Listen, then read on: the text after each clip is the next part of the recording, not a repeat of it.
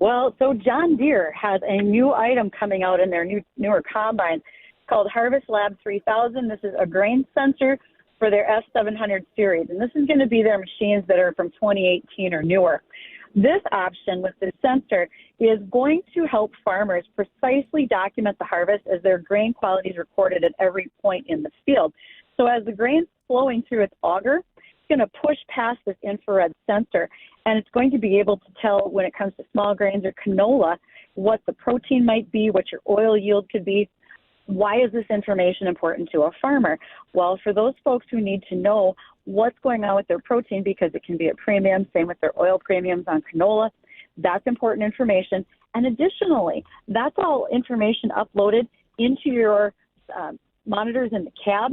You can see better parts of the field, better quality, areas where perhaps you have to think about changing your fertilizer recommendation for the coming year, etc. All items that you can be using to your benefit when it comes to harvest and then also for planting intentions for the following year. So yeah, this is going to be from John Deere. It's called Harvest Lab 3000 grain sensing. It'll be going on their newer combines.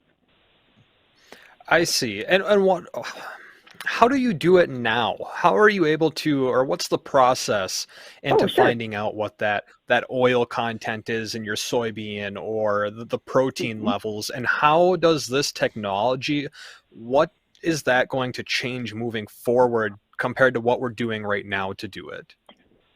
So I'm going to take you back in time to when I was a kid, and if you're farming with like a John Deere 7700, you had to wait until you were done combining. You got the grain sample off the machine, and then you would take it to the elevator, and they would have to test it for you to tell you where your protein ran, what your moisture levels were, etc.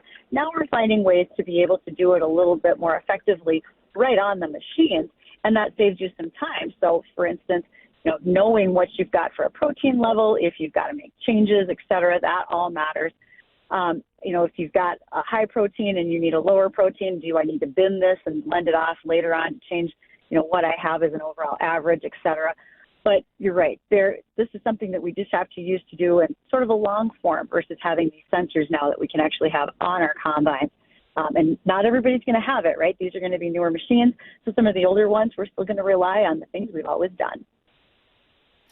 And are other companies doing something similar to this, or do they have some form of technology that kind of does this too? Or is John Deere kind of ahead of the game when it comes to this grain sensing?